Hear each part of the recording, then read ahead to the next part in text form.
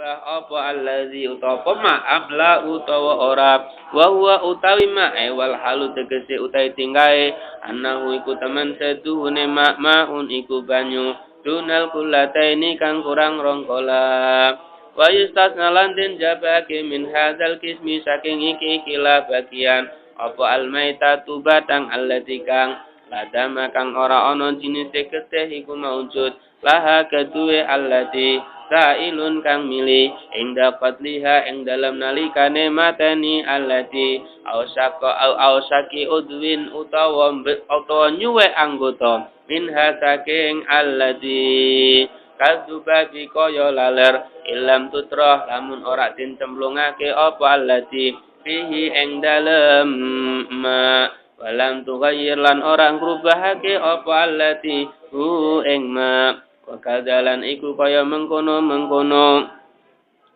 apa yustasna an-najasatu kainajas allati kang la yudriku kang ora bisa ningali ing allati atarfu apa peninggal fakulun monggo te sakabehane min huma saking karone najasa sing la yudriku hataraf sama almaita allati la dama laha sailun la yunjisu iku ora najisake apa kulun almaa ing banyu wa yustasna lan den jabake don halih malih suwarun apa pira-pira contoh mazkuratun kang den tutur fil mabsuutati ing dalam pira-pira kitab kang den beber keterangane tegese yang luas wa asyaralan awa isyara sinten musannaf lil qismi maring bagian atani kang nomor loro minal qismi saking bagian ar-rabi'i kang nomor 4 bi qaulihi kelawan dawe musannaf. Nanti teruskan lagi.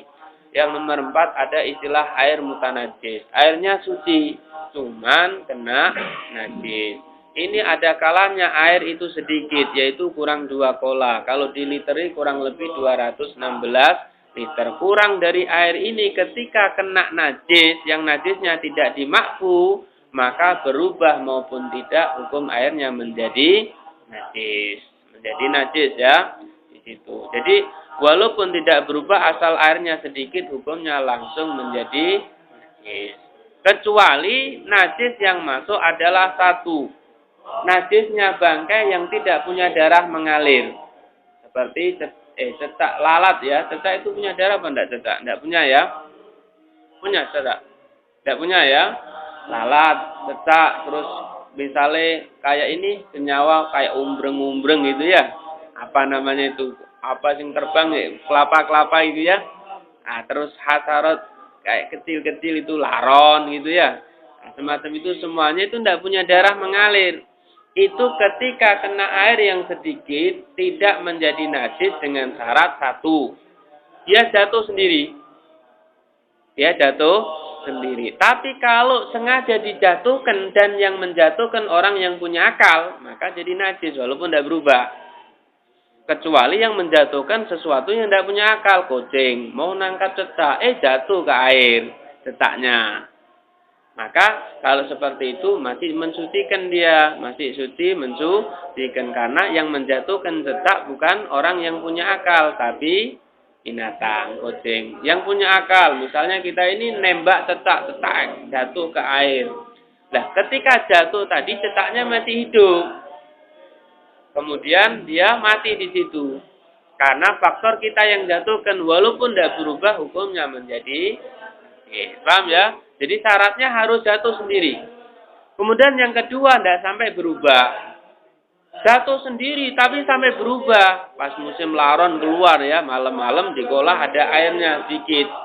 Wah, ternyata pagi harinya penuh laron. Setelah diambili ternyata airnya berubah juga, yaitu namanya najis juga kalau gitu. Syaratnya dua, satu dia jatuh sendiri, yang kedua airnya tidak sampai berubah. Ada pengecualian lagi adalah air yang terkena najis tapi yang tidak bisa dilihat oleh mata. Contohnya misalnya kita lagi di hamam, mungkin kena percikan-percikan masuk ke air.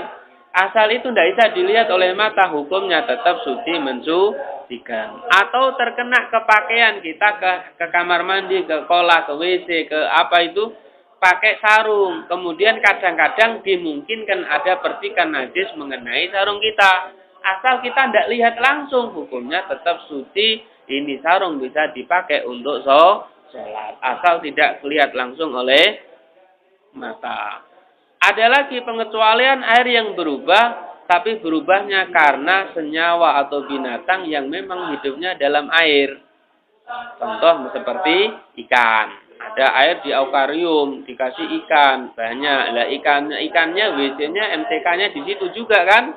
Ya kan, MCK-nya ikan tadi di dalam kan. Setelah lama tidak dibersihin ini akuarium, airnya menjadi bau. Kenapa? Faktor kotoran-kotoran ikan. Lah bagaimana hukum airnya? Tetap suci mensucikan. Kenapa? Karena berubahnya karena faktor kotorannya binatang yang memang hidupnya di dalam air. Gak apa-apa itu pengecualian. Alas.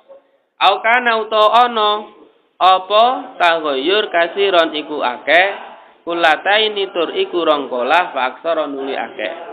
Fataghayyara berubah au kana uta mak ngono ana apa mak keliru saya. Au kana uta ana apa mak kasiron iku akeh kulataini tegese rongkolah fa aksara nuli lu akeh. Fataghayyara mongko nuli berubah apa mak yasiron hale sithik au kasiron uta akeh.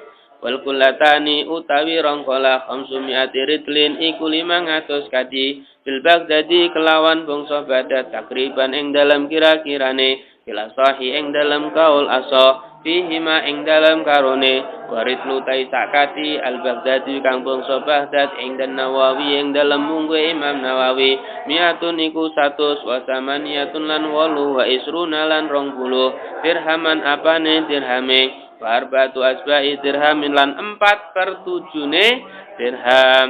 Wataro kalan ninggal sopal musonifu musonef kisman ing bagian khamisan kang nomor 5. Wa taikism alma'u iku banyu. Al-mutahiru kang nyucake al-haramu kang haram. Al-wudu'i kaya wudu bima'in kelawan banyu maksubin kang den gosop. Au mustabalin uta kang den tawisake. Lisurbi maring ngombe. Atau airnya ada 2 pola tapi sampai berubah walaupun sedikit apalagi sampai banyak. Lah berubah ini bisa dilihat dari 3 hal. 1 rasanya, ini yang paling dominan, sehingga kalau kita wudhu disunahkan untuk berkumur biar tahu rasanya air itu masih azab atau tidak, masih tawar atau tidak. Kok rasanya air sekarang cepet-cepet gini? Wah, kalau cepet-cepet nih bahaya ini. Biasanya ada potensi najis nih, kotoran ini. Karena kotoran rasanya sepet. Kotoran apa aja? Ya kotoran manusia, kotoran binatang. Itu rasanya mesti sepet. Rasanya sepet. Kalau tidak percaya, boleh dicoba. Jangan ditelen ya. Jangan ditelen, nanti haram ya. Tidak boleh. Mutangi hati nanti ya.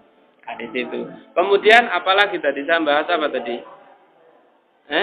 Yang kedua ya, yang kedua adalah warnanya. Warnanya. Jadi ya kita kalau warnanya air biasanya kan jernih lah. Kok sekarang kecoklatan gini? Ini namanya berubah. Kalau berubahnya coklat faktor najis, maka hukumnya najis walaupun airnya banyak. Walaupun airnya banyak. Yang nomor 3 faktor aroma, baunya.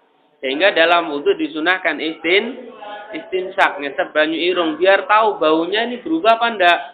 Kalau dari air yang berubah gini, kita di sini kadang enggak bau kan, tapi setelah didekatkan nanti baunya akan kelihatan.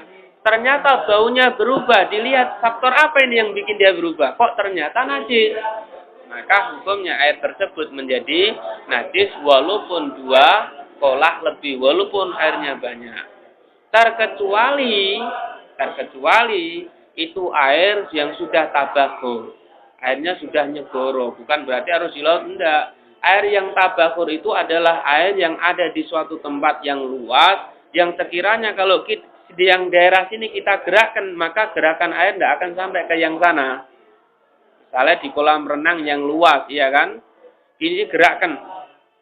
Kok sana masih enggak berubah, enggak istilahnya enggak terlalu bergerak. Ya walaupun bergerak tapi sedikit, itu namanya air banyak kan. Yang daerah sini kok airnya kena najis, misalnya kotoran sapi ya, sampai coklat, sini pojok. Tapi yang sini masih jernih, maka yang di sini tetap mensucikan karena airnya sudah tabakhur. sudah tabakhur, bukan najis semua. Tapi kalau kolamnya kecil, misalnya 4 kali misalnya 4 sak gini ya. Sak gini ini kan belum terlalu banyak mungkin ya. Nah, di situ terus ini najis yang berubah sini sana enggak, tapi ketika kita gerakkan sana bergerak juga, keras juga. Nah, kalau seperti itu hukumnya semuanya menjadi najis. Jelas ya. Ada bagian yang nomor 4, nomor 5 airnya suci, mensucikan tapi haram dipakai, yaitu air gosok sama air. Biasanya kalau kita lihat di TV-TV ya, di Mekah, di Yaman itu di pinggir-pinggir jalan ada wakaf disuruh musabal disurahkan gitu ya. Untuk itu tidak boleh dibuat wudu itu. Itu untuk minum orang-orang yang perjalanan. Kalau itu dipakai wudu, hukumnya wudunya sah tapi haram.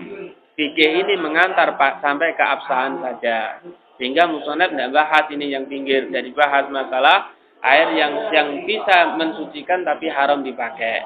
Karena fikih membahas masalah sah. Nah, haram ini nanti membahas diterima dan tidak. Ini urusannya tersebut. Paham ya kira-kira ya? Nah,